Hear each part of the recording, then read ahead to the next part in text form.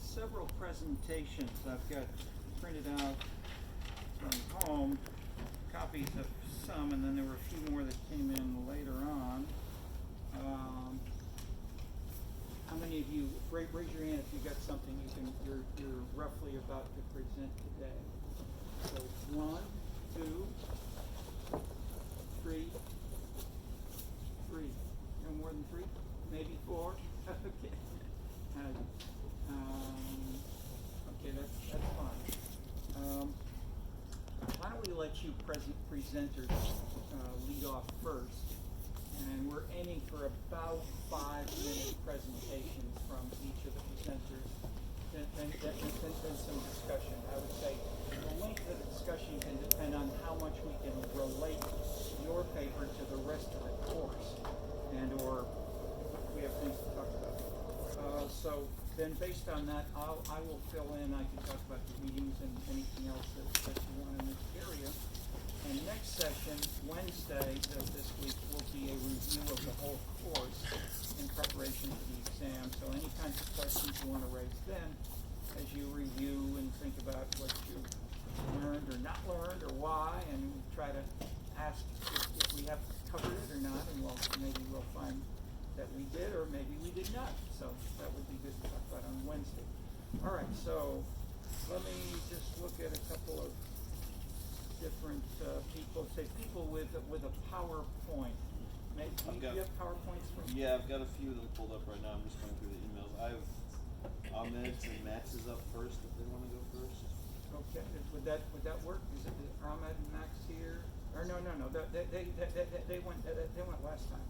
Oh, okay. I'm sorry. I wasn't here. Okay, then Jasmine. I have Jasmine's up. Jasmine, you want to lead off? Okay, terrific. The floor is yours.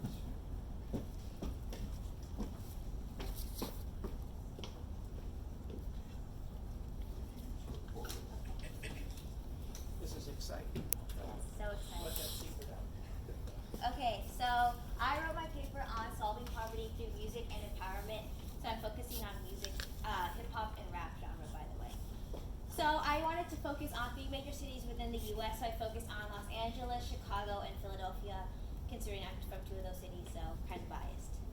But I wanted to start off with, most of you guys will probably know these artists, by the way, as well. So Nipsey Hussle is from Los Angeles.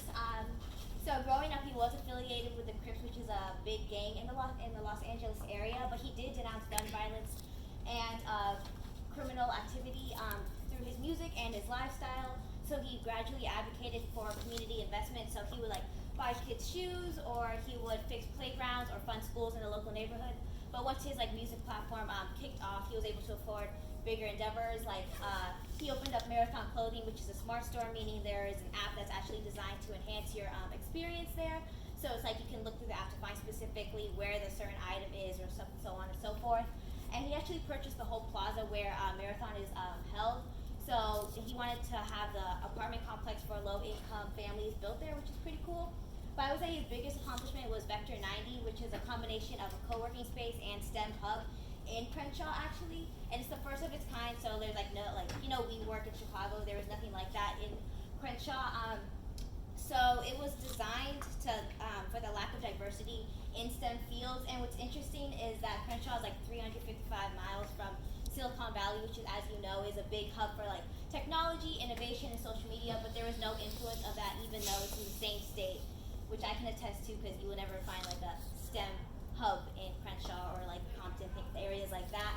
So, and also he supported that, he wanted to promote opportunities besides sports and entertainment. So he wanted to promote opportunities that Elon Musk or even Zuckerberg would introduce themselves. And basically he realized that the neighborhood lacked resources, even grocery stores or even healthy food establishments. So this was another avenue that he realized was a big gap for minorities, and he wanted it to serve as a conduit between underrepresented groups and corporate platforms in Silicon Valley. So he wanted to decrease the access and achievement gap for underrepresented groups. So not only did they weren't able to achieve as much, they simply did not have access to certain resources in Crenshaw, which is a suburb of Los Angeles, by the way.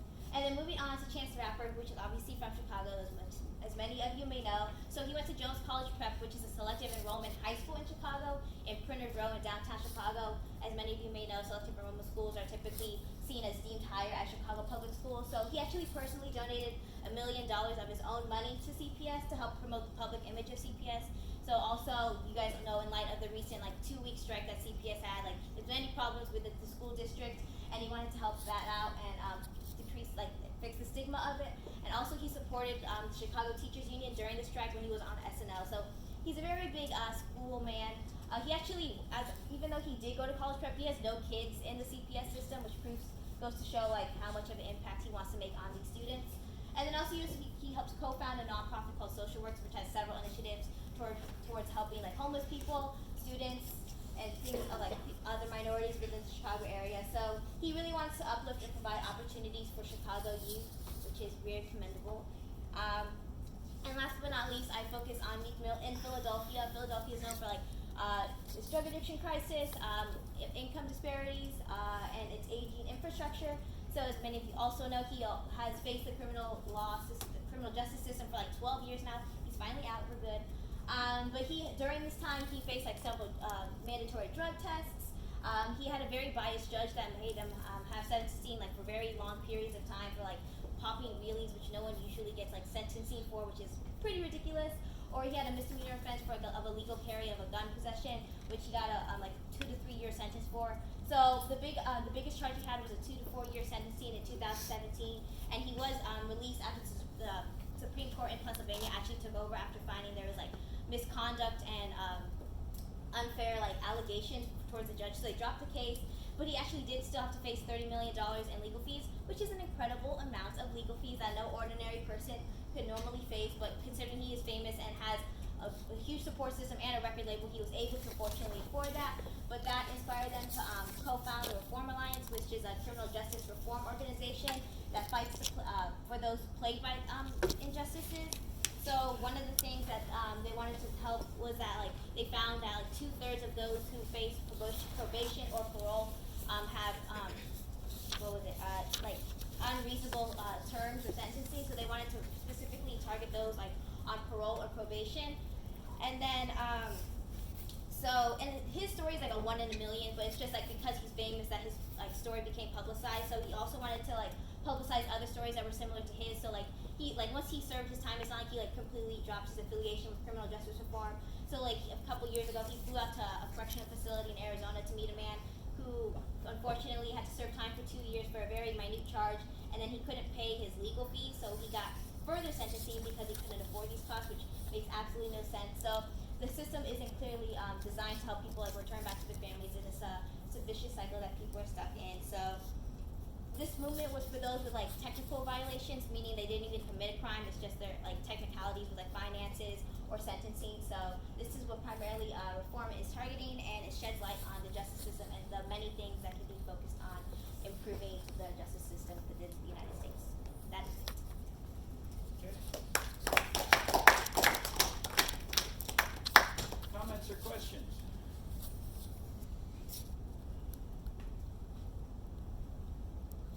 Okay, I have a more general comment for everyone. I read the full paper. I mean, this is the PowerPoint, which your presentation was perfect in terms of in terms of what's here. Your background was the paper, so you've got 15 pages or so of. If we made it double space, it's a well-developed, extensive paper. However, this is about a third or a quarter of the paper. You've got a long section on what are the national programs and support for people. There's a long section on city differences and so forth. Then you get to this. So my suggestion is for all of you, think how much you can really do in the space of a PhD, an MA, a BA, or a course paper. If you're doing a course paper, do less. That is, somehow think how you can add your ideas, make them explicit, but most college students attempt far too much and they fall flat and they're superficial because they cover so much so briefly. So I would say in this case, I would drop almost everything except the last third on these three guys as you presented. 1, 2, look more at how these things work. I mean, how did they leverage and use their charisma, their talent, their connections, their cash to make these things happen and happen relatively successfully? That's the story. I mean, what you presented is very exciting. These are the opposite of the normal people. The poor get poorer, the rich get richer, the black get blacker. Nothing changes. I mean, that's what you get from the U.S. media lots of times. So you've shown that does happen for some people, and you haven't really showed it, but you've shown exceptions, deviant cases. How and why did they succeed? I think that's the interesting question. And so in terms of what we talked about in Kentuckville Karaoke and Scenescapes about buzz, they had some buzz and they made more local buzz. They used the resources that Dahl talked about. They converted the resources they had into more impact in these areas that really mattered, these specific, remember the concept, issue areas that mattered to them. So they went from their issue area of musical star, to local policy making, local decisions, and they worked. So I'd say getting into that, and one thing would be, were they, and why were they charismatic and exciting and cool within their even in their localities? Because these are local, these are what you describe really mostly local decisions in Philadelphia, LA, and Chicago. So your paper led me to think, how can she get at this? And after I sent it to you, I added a PS. How about looking at social media? Because you mentioned social media, but if you look at the social media and so I'd say for others as well, if you're dealing with something, you've got bad data, think, how can, or let's say not bad, but just not enough. How could you get a sense of why these guys really could make their $30 million instead of losing? I mean, you could spend $30 million on legal fees and lose. He won. He got the judge kicked out. That doesn't always happen. Okay, so how did he leverage his talent and his money to make these things work so well? Having a sense of where. So I'm putting it as a question, but suggesting maybe looking at. Yeah, do you have a clue? Have you looked at any social media? Yeah, I sent you an updated version. Okay, but do you think you might find anything, or have you seen anything? Yeah, I looked through it. I mean, one of them passed away, so it was But in the past, I mean. But yeah, like social media is definitely an influence in like how they got their platform. But what more specifically people say? I mean, why is he cool? Why do I want to follow him? I mean, that in a sense is. But for instance, I mentioned for some people it's moralism. That is, if and you started your paper and said, look at the crime rates, look at the percentage minorities, look how these are higher than. Okay, one theory is that just having those problems will lead to policy. But we showed in City Money that didn't happen. That the places that really, that is, you can have visible and invisible leadership. And the visible leadership was where you had organizations, a commitment, a leader like a mayor who really said this can make a difference. And these three guys seem to have made a difference. They're visible, it seems, leaders, but how can we show them specifically? And so in the space of one paper, you can't go out and interview 1,000 people, but maybe you could get some social media hints that anything either that you saw or that anyone else wants to suggest she look for, or ways of sampling. I mean, she can't do a huge content analysis, but are there ways that you could look for a few keywords or a few what? Anybody?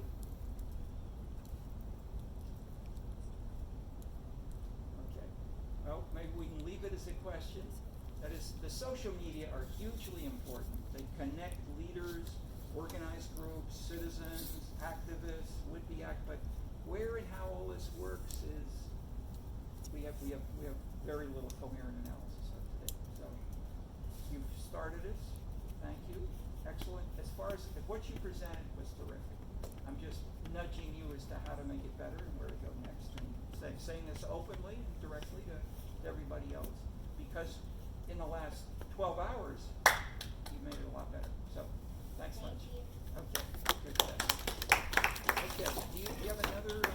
Yeah. comment?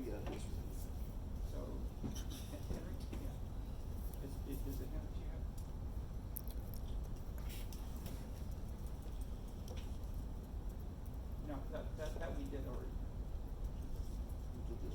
Yep. Max? Oh, no.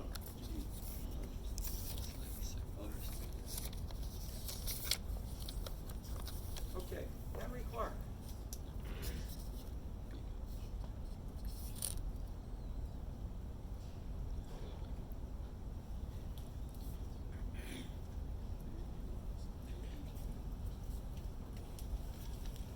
All right, sweet. So my name's Henry. This is actually something I've been working on since last spring for my thesis. So I'm a fourth-year sociology major working with Professor Clark. So just to dive right into it. On your BA. Yeah, on my BA. Interesting.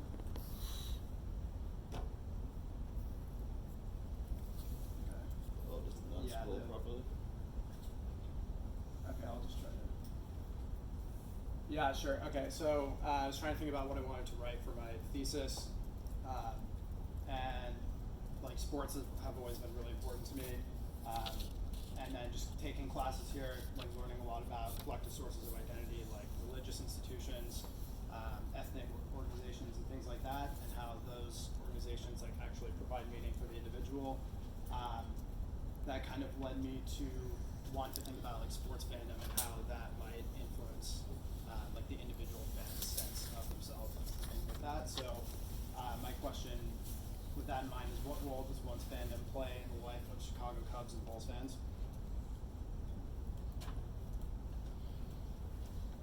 Maybe just take it out of full screen and Yeah. just drag the window. Sure. Okay. Just drag the bottom right and just make it full. All right, yeah, so going into the theoretical framework a bit, so I'm looking at the subfields of culture and consumption. Consumption is a big one here. So there have been some debates over the last few decades about like how sociologists should actually study consumption, and whether or not it should be considered in like influencing the individual's sense of self. So I wanted to look at this through the lens of expressive lifestyle and cultural tastes and how those are actually influencing people and how they view themselves. And then similarly, there's been a lot of work done on sports as like a secular religion that can like build community and kind of create like this cultish atmosphere. So with that being said, I've up to this point conducted 14 or 15 qualitative interviews, mostly with Cubs fans. And what I'm trying to get at here is narrative-based interviews. So I'm basically allowing my like subjects to tell me what these things mean to themselves through what they say, and then I basically go in and try to code for things that I find important. So some of the topics that I ask about are like relationships with sports in general, and then baseball or basketball based on Cubs or Bulls fan, the relationship with the team specifically, and how they actually consume the sport. Are they going to games? Are they watching online? Things like that. So I use snowball sampling, which basically just allows me to get more interviewees by having my interviewee direct me to more. And so I used like a pretty open coding scheme. So I basically just went in with like this loose theoretical framework, and I've been allowing the actual interview transcripts to like kind of guide the things I've been coding for. And these are some examples of things I've been looking at. So how people describe certain phenomenon, actually using quotes from what they say in the transcripts, and then looking for things like emotions and values, and versus coding, which like came up pretty frequently in my interviews, specifically with like pitting Cubs versus White Sox, fans versus supporters, and then from there trying to generate codes, categories, and central themes. So the first theme that I came up with is community building. Generally speaking, like fandom is a really subjective thing, and it kind of differed by each like interviewee. But yeah, one thing that came up a lot was community building, and the first category that lends itself to this is importance of place. So neighborhood was really important in like helping determine what actually made somebody a Cubs fan. So generally, a lot of these, or all of these fans that I interviewed have some type of tie to Chicago or specifically like a northern suburb. They're originally from there, where they have families that stem back from those areas. Wrigley Field itself was considered really important to as like a generative atmosphere and like contributing to the sense of fandom. And so with that, it's just like attending games, actually going to the field and participating in like some of the traditions there.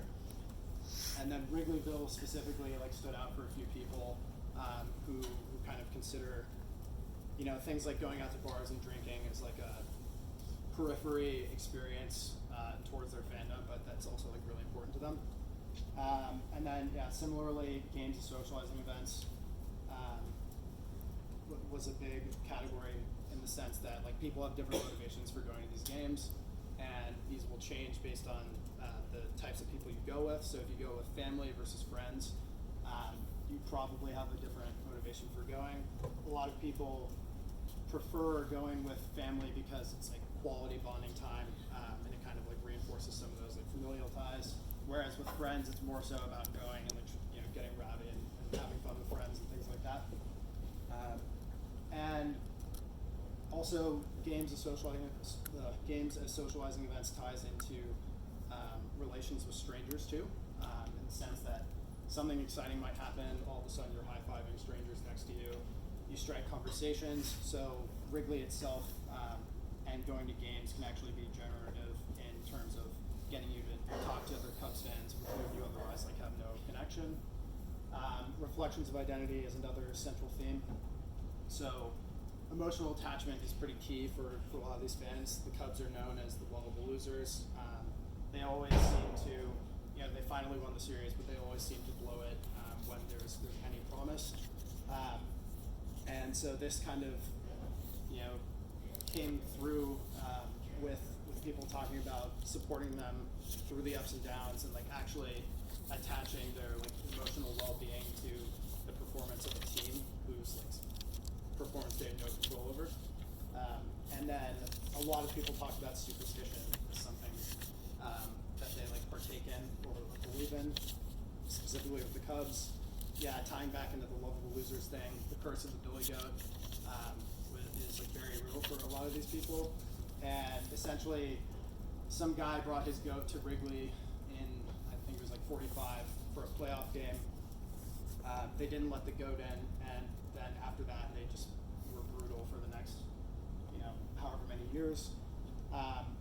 Similarly, like value orientation is important for fans too. Like, so a lot of people have different conceptions of what like a fan actually is, and some people are, on the more diehard end of the spectrum, believe that you have to go to games, you have to support them no matter how terrible they are, whereas other fans want to, follow them more loosely and go to games just with friends as something to do occasionally. But these people still consider themselves fans. And like, while this isn't necessarily like an urban policy topic, I've like tried to tie it back to some of the things we've been learning here. So one of the things I coded for was like us versus them. And one of my interviewees basically explicitly said that his mom grew up close to Wrigleyville, and she said something to the effect of, I simply don't like the Sox. I think they're dirty people, and so he kind of grew up with this mentality of, if I'm going to follow a baseball team in Chicago, it's going to be the Cubs. And then on top of that, like, people frequently spoke about the added importance of rivalries, so like specifically playing teams like the Cardinals, and just those games like create more fervor and things like that. Some of the limitations are that this is like a very site or case specific study. They're also qualitative interviews, so it'd be like very difficult for me to draw any generalizations about fandom outside of like the focus of Chicago. And then my sampling method as well might be, or could be, somewhat limiting in the sense that the people that I get referred to might all be very similar if they're friends with one another. To try to like counter that, I found some online like blogs where people make accounts and they talk about things that are happening with the teams, and so that's something that I'm going to explore more in the future. And then as far as like future exploration, more cross-sport research could be done. So comparing, which is like kind of what I'm attempting to do, but to compare fandom for baseball, for basketball, hockey, things like that, and see if those have like differential effects on like fan identity. And then different types of fandom as well. So artist fandom, actor fandom, things like that, how those might differ in terms of like affecting the individual identity from sports fandom. Anybody have questions? Thanks. Okay. Thank you very much. Comments or questions?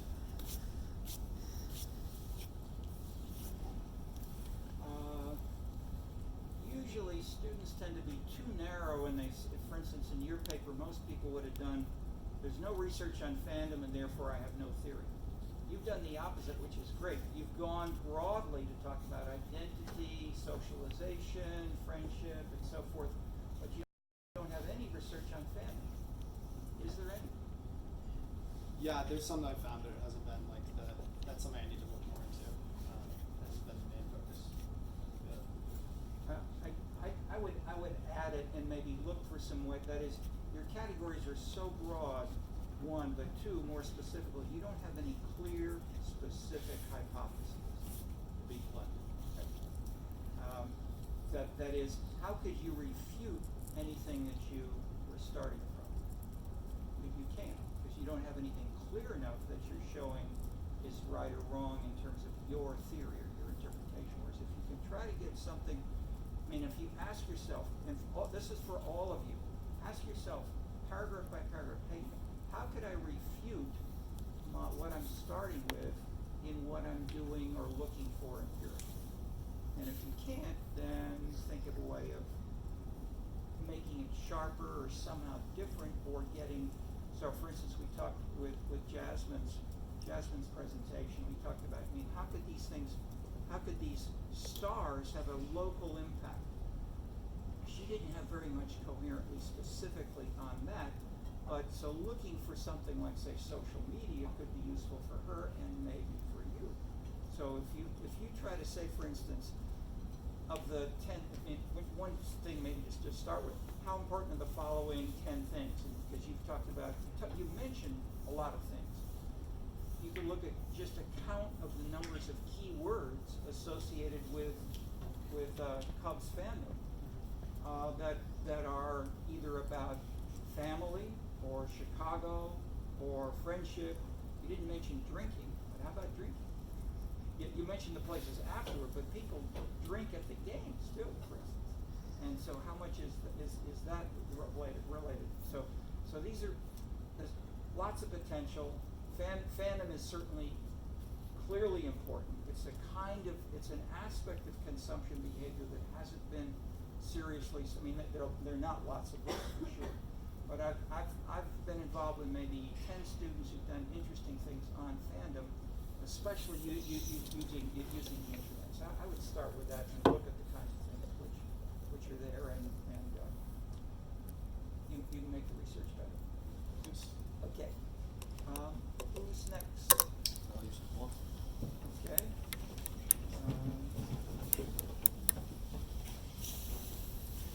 You're welcome to come forward.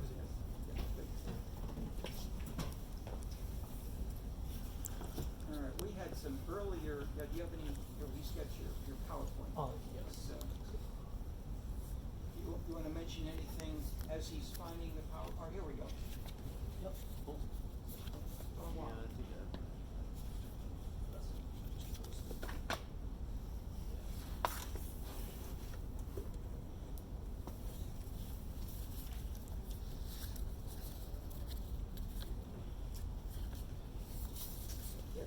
Just one quick footnote, just as a footnote of what I just said. How could the Cubs learn from China, and how can China learn from the Cubs? You were here last Wednesday when you heard the presentation on China. There's a huge fandom in China.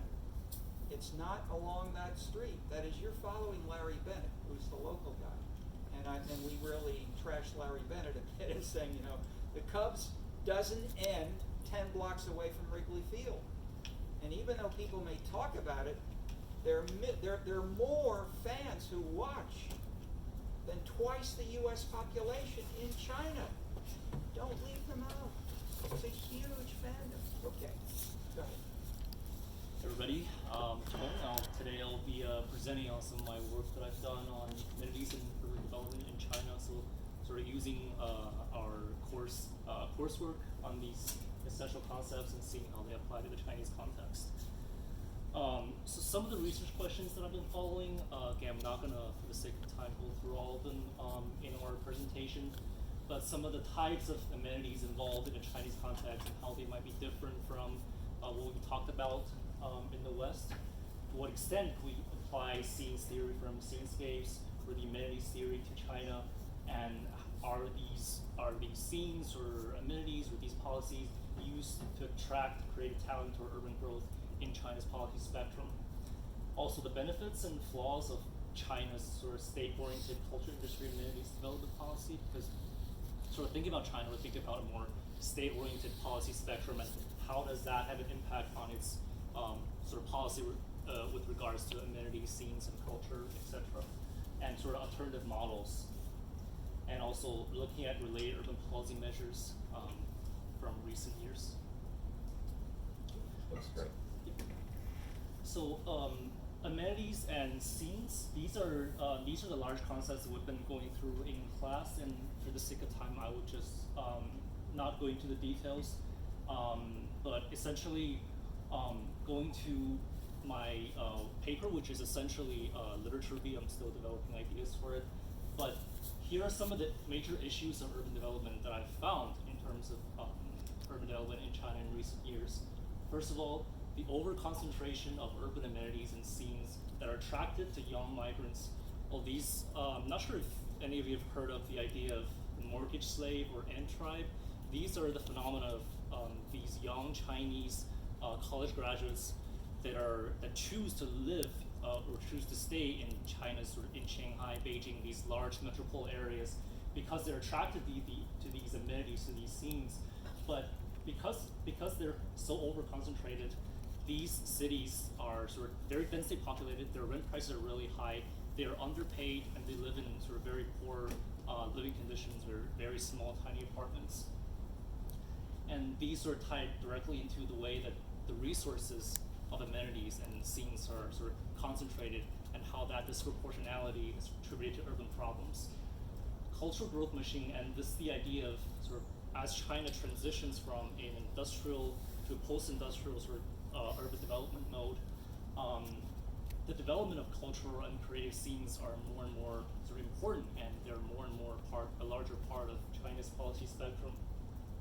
And sort of in relation to that, disjunct or isolation between amenities development and the local scene, and these sort of going back to China's more state-oriented policy developments, initiatives, the state-driven amenities development that sort of sometimes focus on the more larger projects, such as cultural industry parks, cultural centers. These are often sort of underutilized. These are created by the state, but sort of because they are not as applicable to the local scene as they could have been, people are not visiting them. They're sort of under-occupied for most of the case. And instead, sort of market-driven amenities, cafes, bars, fitness centers, that are more crucial to the local scene and more compatible with the scene in the local context. And I guess looking more specifically at Beijing would give us a little bit more nuance of what I've been talking about. And Professor Wu Jun wrote this amazing book on cultural amenities, and basically he is documenting in recent years through through apps and through websites, through zip codes, books, various different forms of cultural amenities in China. These are essentially sort of constructed amenities, cafes, restaurants, etc. And he has a topology of amenities, but he's focusing on cultural constructed amenities especially. And here, the 8 types of cultural amenities, as you can see: food, living, leisure, travel, study, etc. And what he's done is that he is able to categorize these amenities and the number of these amenities and how they're geographically distributed in Beijing. And he's found sort of very sort of big over-centralization of these resources. As we can see, 2 central districts harbor almost half of Beijing's cultural amenities, Chaoyang district and Haiding district, whereas some of the suburb districts have as little as 300, 400, or even less than 1,000 amenities. And this sort of relates back to some of the literature review that I've been talking about, this unbalanced urban development model. Of course, with this type of over-centralization of amenities resources, we have high population densities in the urban center and massive transportation between the urban center and suburbs, because when people can't afford to live in the urban centers, they live in suburbs, and they also want to enjoy these sort of amenities in the city center, and that transportation is also a big problem. And I've been able to find a very recent Beijing measurements to increase prosperity of the night economy. This is issued by Beijing's Ministry of Commerce just this September, and it is, in my opinion, a very sort of amenities-driven policy, and sort of ties to some of the issues that have been found in my literature review. And the essential idea is to increase consumption through the promotion of the night economy in Beijing. And the principle, again, we've seen this shift from the more state-oriented, sort of building big cultural complexes that are irrelevant to people's everyday lives, to more market-driven, sort of government-guided, develop according to regional variation. This is a translation from the document itself, that we are essentially developing, fostering scenes and these economies according to their distinct contexts. And essentially, it addresses this over-concentration of amenities that we've looked at sort of in Dr. Wu's work. First of all, lengthening operating hours for these cultural amenities, and also transportation services, so that people, when they get off work, they can still have time to enjoy these cultural amenities, and they can go home later. And this sort of somehow, and this partly addresses the issue, but also it has specific sort of policy to upgrade cultural amenities in suburban districts, and this the document calls Night Beijing Life Zones, and these are focused on suburban districts with scarce cultural amenities resources, Changping, Xujingshan, and again, sort of thinking about Haiding and Chaoyang, these central districts have over 20,000 or so amenities. These are very scarce resources. And cultivating amenities and scenes. And these are sort of the idea that I refer to creating policy based on local context. And of course, the persons in this scenes, in our scenes idea, would be the night owls, the people working overtime in urban areas that do not essentially live there. They may live in suburb areas, but they work there. And the neighborhoods, some pictures to show. So these are 4 distinct neighborhoods that are stipulated by the document. They're named by the document to be more developed, more focused on development. Sort of the Qianmen is the beautiful ancient city. Again, these are phrases taken from the policy document itself. As you can see, the policymakers are really focused. They are sort of attentive to the local scenes. And the Southern Tuan, which is the Chaoyang district, a more sort of vibrant, fashion-driven, as well as the World Trade District, a high-end, more consumption-based scene. And so these were the neighborhoods as well as structures, aside from lengthening hours of restaurants, shopping malls, etc. They're adding, the policy document adds night artworks. So these are sort of for the local for the local city governments, add night artworks, leisure facilities, Wi-Fi lighting facilities, and these are all structures that sort of create or cultivate a more vibrant night scene, economy scene. And again, this is taken from an NBC article that sort of malls are adding live bands, beer brewing, restaurants, escape rooms, theaters, esports malls, sort of really diversifying sort of the scenes that you can access in these shopping malls instead of just being able to buy groceries and clothes. And sort of referring to the more culturally oriented policy in China, the idea to cultivate the cultural IP, I believe it's intellectual property for short, but that are unique to Beijing's nightlife, organizing leisure activities and events, special culture themes, some opera, crosstalks, comedic forms of performance, music, traditional holidays, lengthening operating hours for galleries and museums, as well as organizing various forms of festivals and tourist shows. And these are sort of important ways by which to foster a sense of culture, a sense of identity for people involved in the economy at night, especially. These are the ideas that I have for now, and I welcome any comments and suggestions. All right. Comments, questions? I have one. Ricky? Go first, go ahead. I was wondering when you talk about overconcentration in the central districts. Just a little louder. Yeah, sure. When you talk about the overconcentration in central districts in Beijing, or Mhm. places that are probably densely populated, why are the authors calling that an overconcentration? Like, is it disproportionate relative to the population densities in those places? I guess over concentration, sort of what I was sort of getting at from the reading is that it's just a huge sort of unbalanced number of these cultural amenities, because you really can't.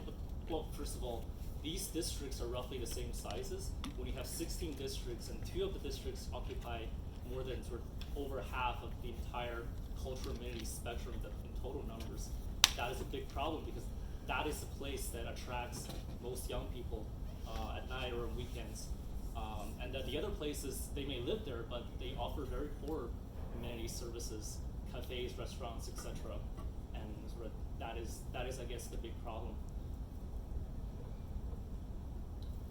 Simple suggestion. I mean, many people have said this about Beijing, and in particular, the Ant Tribe book was a big bestseller.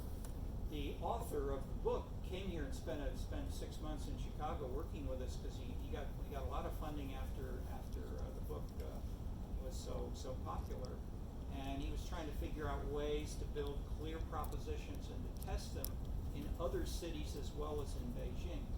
And the problem with that particular idea of what is over-concentration is that it's very much in the eye of the beholder. And so, I mean, Ed Glazer, who I've talked about a couple of times, has one of the main themes of his book, his main book, one book, is that there was a huge difference between China and India, with India having the old 19th century British conception of the garden city, implied that it's nicer if cities can have low rise, no towers, just 3, 4, 5 stories of buildings with gardens around them, and so they look a lot like suburban areas of the U.S. and Beijing. But in contrast, Beijing has got more of a central city in let's say in the Paris model. But what Glazer points to is that Mumbai has the worst traffic apparently in the entire world. Building things in the center means that you can get there in a subway. So the Ant Tribe laments the fact that you have to spend 2 hours going from your home to downtown on the subway. If you had to do that in a car, how long would it be? And if everybody tried to do that in a car, would it be worse or better? Far worse. That is, especially if Beijing were constructed the way Mumbai is, and you've got not high-rise buildings, but you've got lots of low-rise buildings, traffic is far, far worse. And in terms of ecological impact, China is much more, in Glazer's argument, and he reviews the sustainability. That is the most energy efficient area in the entire United States is what? were the high-rise buildings. You put people in high-rise buildings, they go there in trains and subways. You put people out in suburban malls and they all drive, and you use up a whole lot of gasoline, a whole lot of time sitting in traffic jam. So it's not a question of being right or wrong. So I'd say one answer to the question could be to compare Beijing to Mumbai, to New York and other cities, and see how much you have a concentration of cultural amenities and then of residences and how much travel time we have to vary. So Paris in a sense is in between, in the sense that Paris is highly concentrated compared to Mumbai, but Paris also has multi-nodes. There are multiple nodes, and I simply don't know without seeing the data if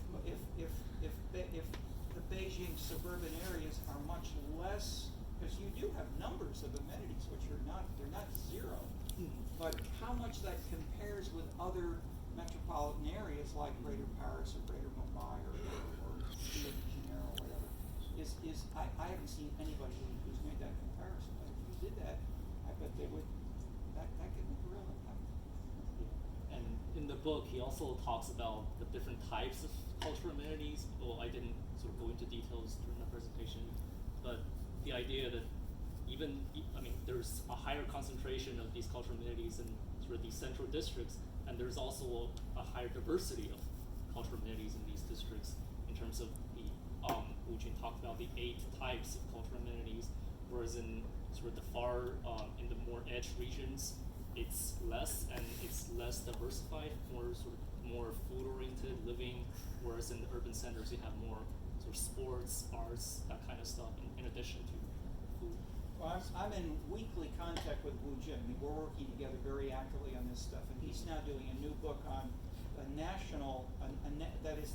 That book was just on Beijing. He's doing another book which is national, but he's continually engaging with these things as well across nationally. And so there are many other people. He just sent me something with.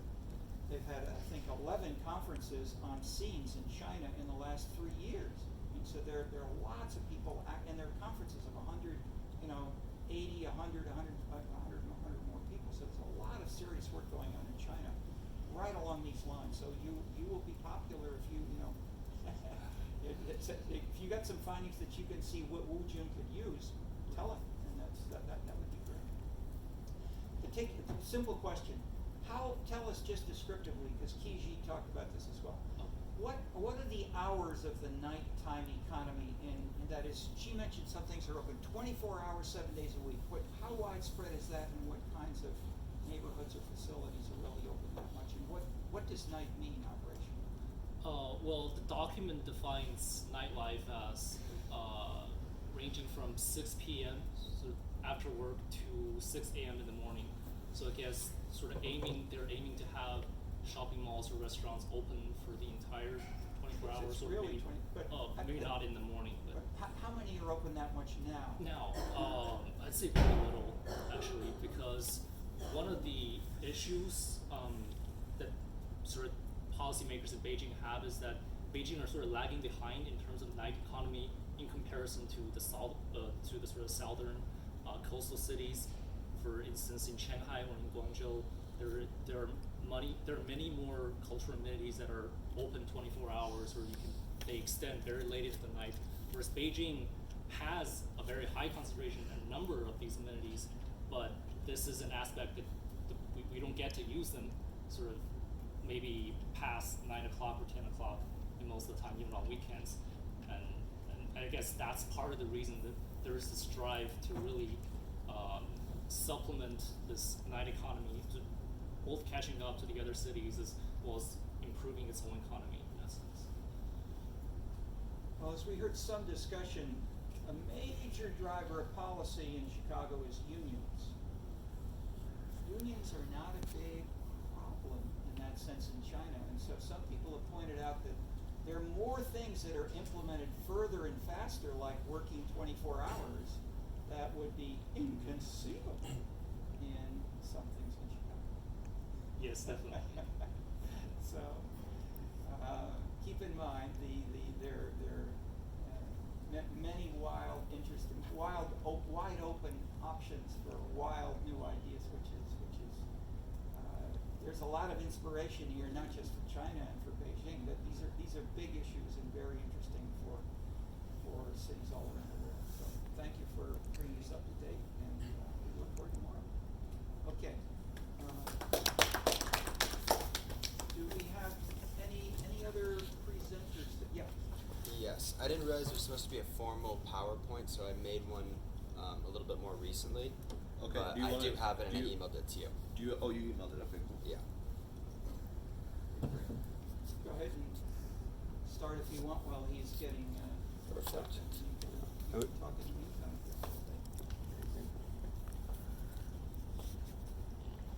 What's your name? Jason Buck. Yeah. Does this have a HDMI? Yeah, you do. You want to just plug in? Yeah, sure.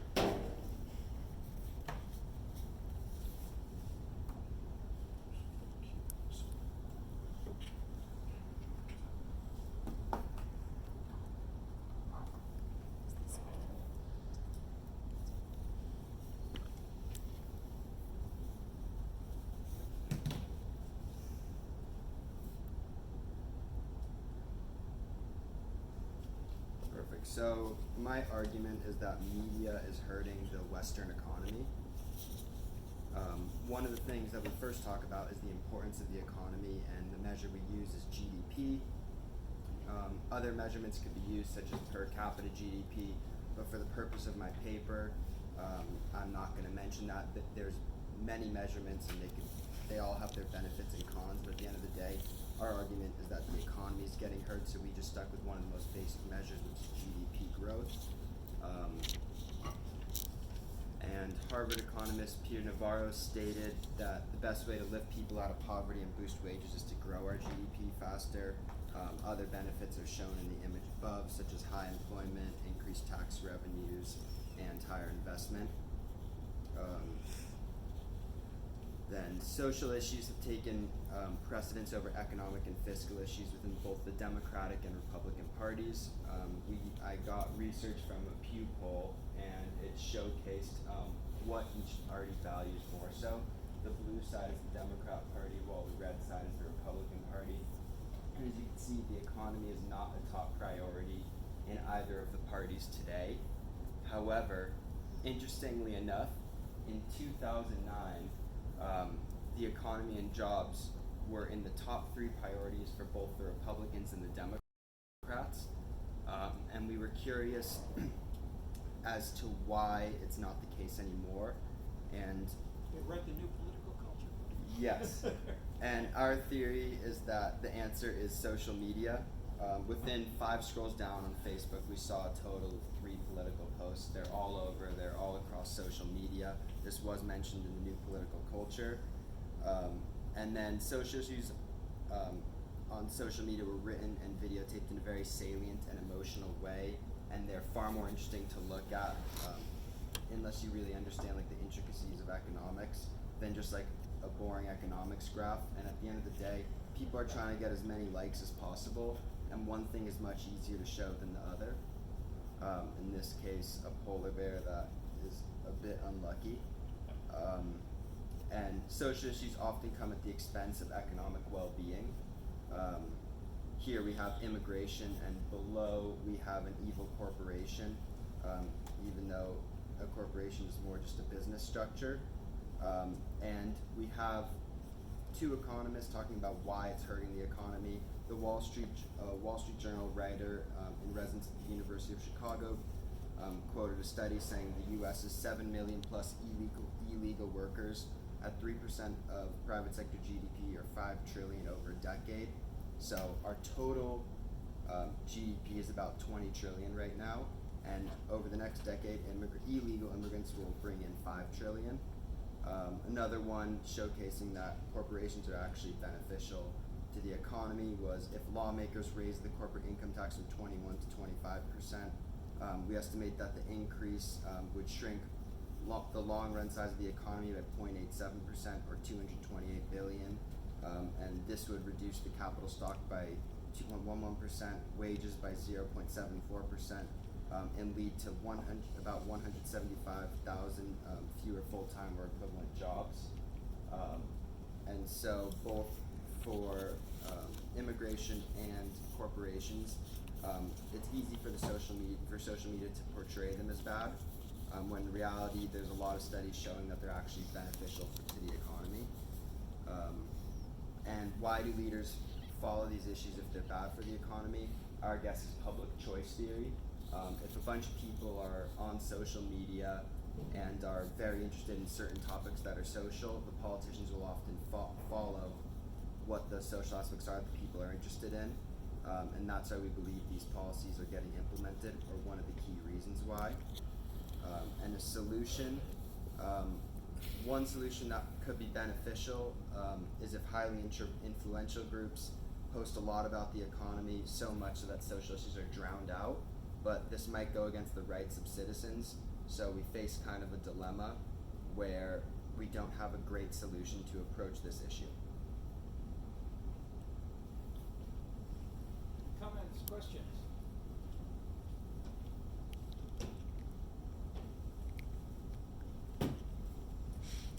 In a sense, it's like the first question last time. What is over concentrated, or what is too much? And what are the criteria we might use? So you've given us one thing, which is change over 10 or 20 years. When I was writing the New Political Culture, I was saying most interpreters, like the New York Times and talk shows and even political leaders, and in those days, the two major U.S. political parties, and we also had others in Europe, had mostly jobs, investment, money, and the size of the government with taxes at the top. And they did not talk about abortion, women's rights, gays and lesbians, the environment, human rights, which have hugely risen in the last 10 or 15 years. So in a sense, it's a question of where and why of these issues, and it's in a sense you could reframe it. It's not necessarily all economic issues have gone down and others have gone up. Some were always low, such as a highly technical kind of thing. But why have these issues associated with the social activities that I mentioned risen, and the literature's on them individually as well as a bit collectively. But the broad simple answer is probably that people have gotten more educated, and so they've got more subtle.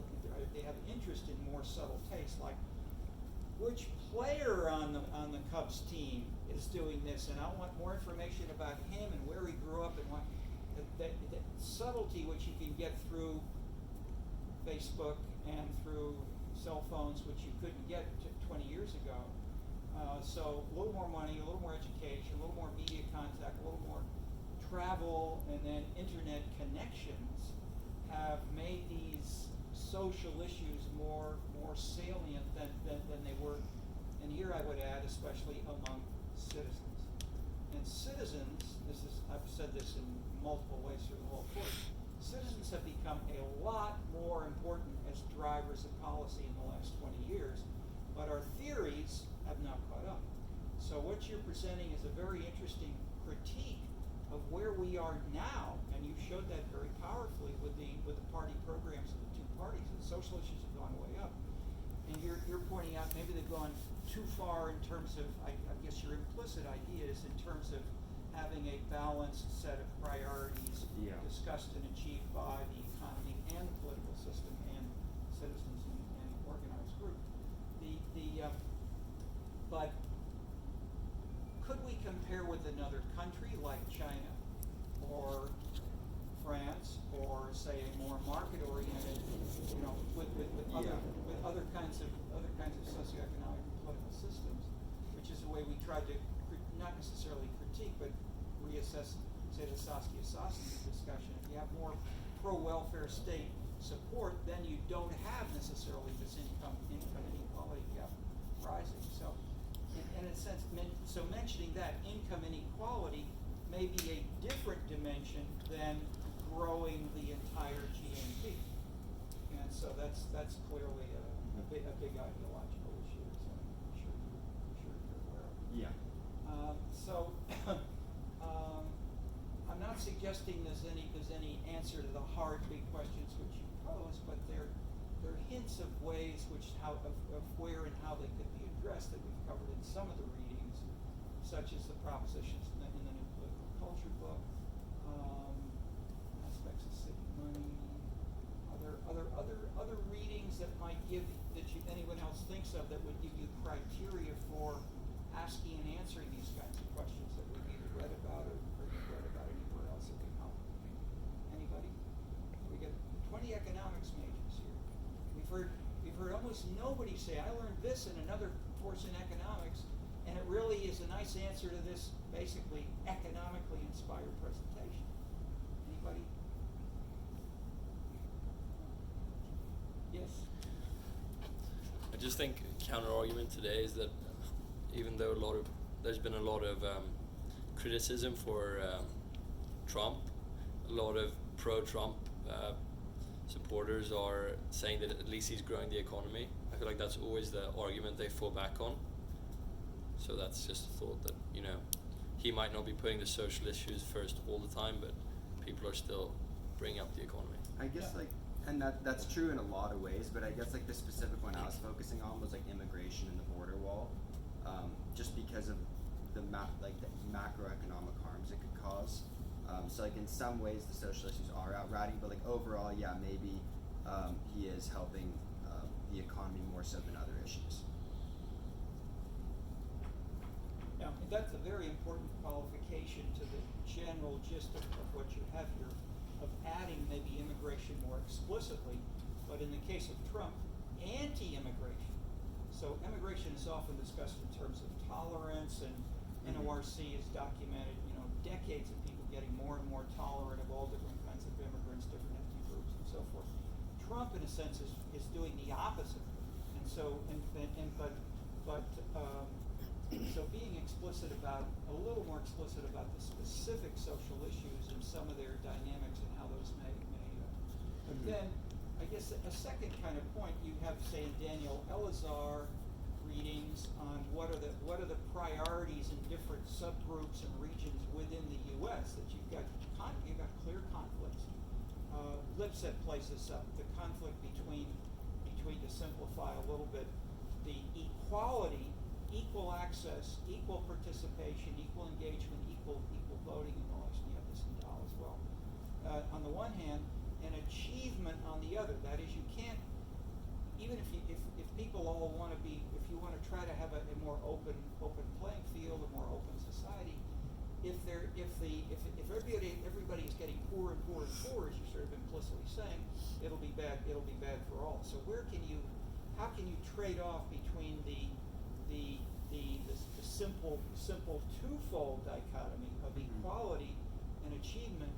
We take up to 15 in the Scenescapes book, in the sense of saying you can have 15 different criteria by which to evaluate something like this. And so unless you sort of give us more explicit statements of what good means and what undesirable means, there are maybe 15 ways of answering your PowerPoint. Yeah. Each of which is right in its own time. Okay. Comment? Yeah. I was wondering, so when you showed the comparison between 2009 and 2019, Yeah. I think that Republicans still had the economy in their top 3 issues, but it might have fallen out of the top 5 for Democrats. So did you guys compare the political allegiances and how that is doing? Yeah, so in the paper I went into more detail on that, and the Republicans are a bit more economically focused. And in the paper I also talked to, is a bit interesting that Republicans don't do as much posting on social media about political issues. And so it was kind of interesting that they don't post as much on social media, and they're more focused on the economy. So maybe with more social media comes less focus on the economy. So I talked a bit about that in the paper, but didn't go into, didn't in the slides. And remember what I told you, that the first president to use surveys every day was Ronald Reagan, and I was at a conference with the top advisors involved with him and Democrats and others, and the basic finding was when Reagan talked about his economic program, people cheered. Low taxes, yeah, low taxes. When he talked about his social program, we need to have more prayers in school and require more kids to pray. Like I said, I don't like Reagan so much. Okay, so Reagan's social program was a disaster, which was traditional Republican New Deal, school prayer, anti-abortion, no sex education in schools, and then we heard the example from Georgia, no evolution in the schools, right? Yeah. That's what you told us the first or second class. Okay, so in that sense, the old Reagan, or let's say the Georgia public school social program, is not popular nationally, whereas economic growth for sure is. Mm-hmm. So in that sense, we see the opening, which you've shown happened in these 10 years, that the traditional left and right have gone down, and this sort of socially liberal but less fiscally salient set of policies has gone way up. So we have many more people who really fit with the new political culture. Whereas when I was looking at the data that supported it, the citizens clearly supported it, but the parties and leaders did not, or it depended very much on the individual party and country. Okay. Well, thank you for updating us. We're going along pretty fast. Do we have any other presenters for today who have something prepared? I think we have.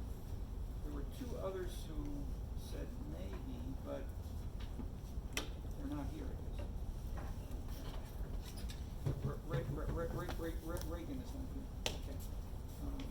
Just talking about the other Reagan. All right. We've got 12 minutes left. Any more general questions you want to raise that we could talk about in the whole course, and or specifically in the section on the arts and economics? Ricky, which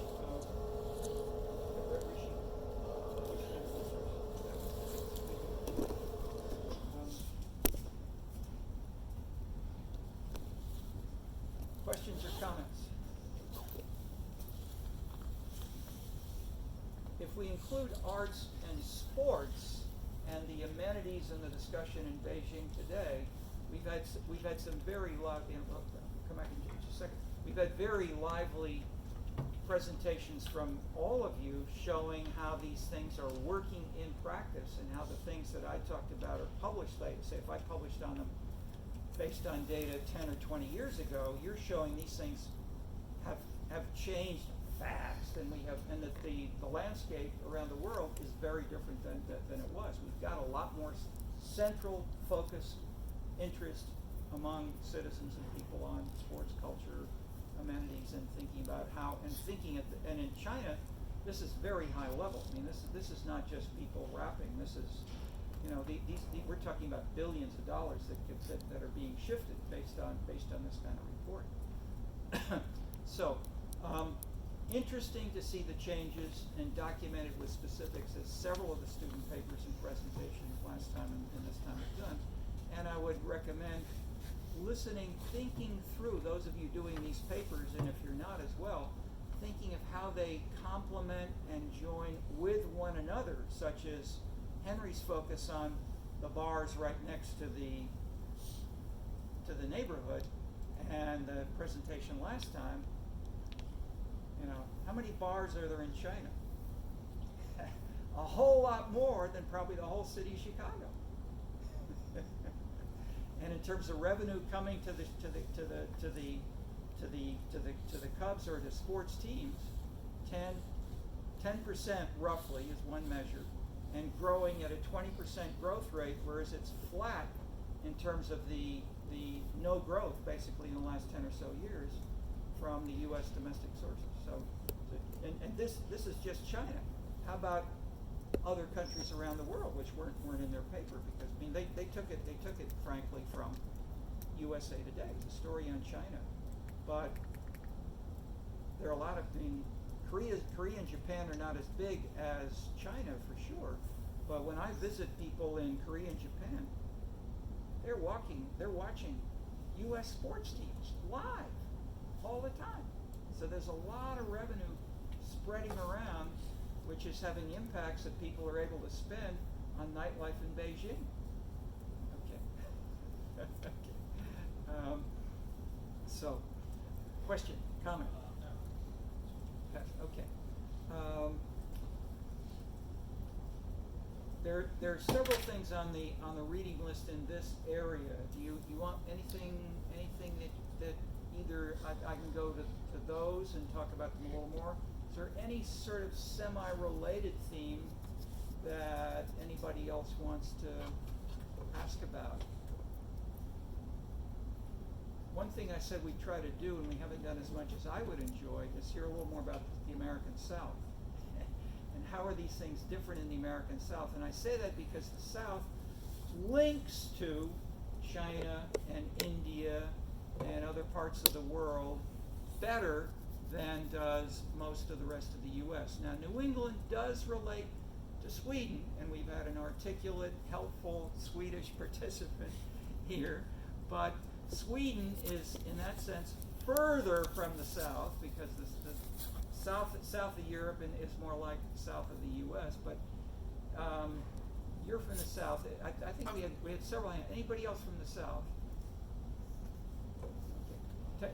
Any reactions of what you've seen in the course as a Southerner, with some Southern eyes and experiences, that has stood out or not fit with what you?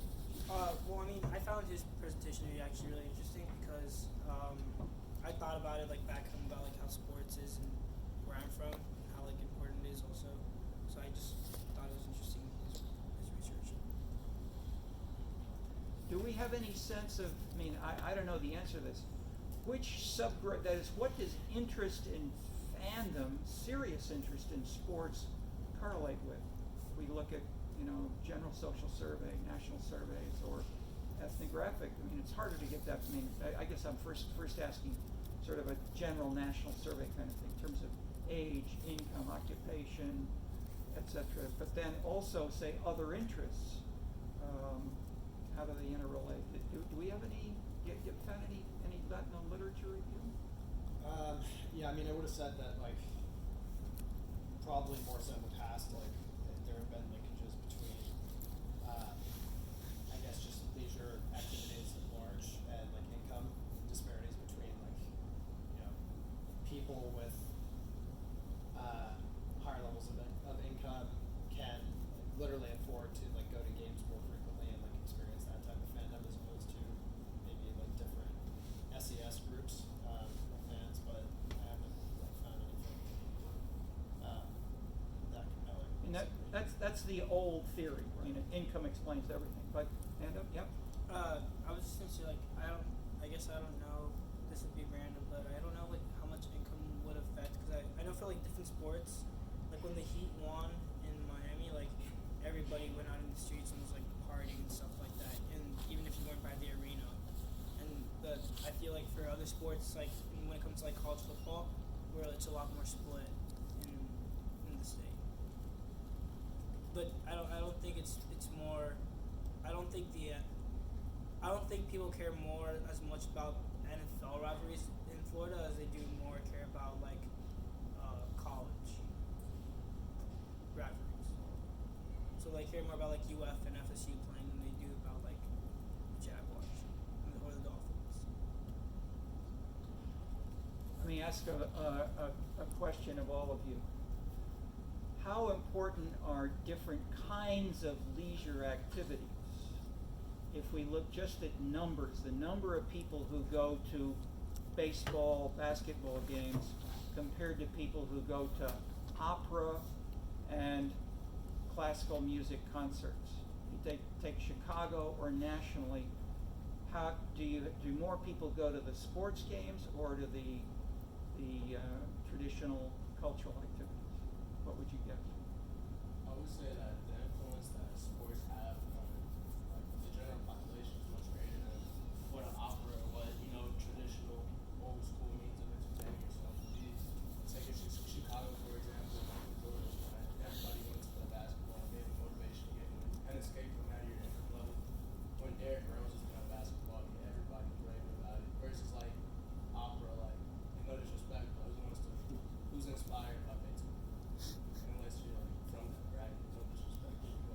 two other hands. So I think a lot of it has to do with the age of the citizen as well as their location. So I definitely think younger citizens are definitely more interested in sports, but the older, more cultured people get, they'll be more likely to go to opera or a museum. It's just what they're more interested in. Yeah, I was gonna kind of like agree with that. I feel like sports is more relatable across like all age groups. So I think like from a young age, you're like indoctrinated to sports and stuff like through your family. Like I feel like no one is like 7 years old like really excited about going to the opera, you know. I feel, but like if your uncle says, hey, let's go to a football game or a basketball game, you might be more into that. But I'm sure you're right about the age differences, but you're all wrong about the numbers. There are more people in Chicago and nationally who go to concerts and opera than go to sports games. And I would have agreed with everything you said, and I was amazed when I saw that, what I just told you, because we think, and most of the media coverage that I've seen at least says exactly what you said, and I felt especially in Chicago, my God, we've got, I live in Bronzeville as well, Michael Jordan, Michael Jordan, Michael Jackson, this is big stuff, but you don't hear that much in popular media about Chicago Symphony, the opera, but the numbers are there, and so the National Endowment for the Arts is now putting out stuff like this, and when they've redone their numbers more carefully, and we add not just sports, but we also have, we said Michael Jordan. There's also Michael Jackson. Michael Jackson is a global superstar, and so if you include not just Beethoven but also Michael Jackson, music, and guys in my neighborhood want to play basketball, but they also want to write a hit musical or a rap creation. Okay. So consumption activities and their drivers, we have, as you see, poor information about. Lots of and very few models about where and why and how these things work, even descriptively reporting to answer the kinds of questions I'm asking. And other places, maybe in this example like China, where you have, say, a stronger Ministry of Culture, Ministry of Tourism, Ministry of the Economy, and you've got the government playing a much more active role. And so the Chinese, for building the economy when you're poor and you want to build up steel and basic infrastructure, that may seem clear, but when you get to production, when you get to consumption, then it's harder to say that people should have this but as you're pointing out, the government-led institutions tend to be doing less well with consumers. That is, people aren't showing up and participating in them as much as with the more market-driven institutions inside China. So in those ways, both within China and maybe within Sweden, we have both. We've got a private-public mixture of institutions and organizations and policies, and that's happening around the world. But China and France, say France within Europe or China within much of the world, are major, strong state-led areas where I should say traditionally, but right now in the last few years, the Chinese are recognizing the huge increase in leisure time, consumption, watching sports, wanting to not just commute, but how these things, and so we've had about 90 visitors from China interested in what many of them call cultural policy. So in a sense, so it's a cultural policy because the government can say, all right, all you stores have to stay open 24 hours now, and it happens. Whereas you say that in Chicago, and it doesn't happen.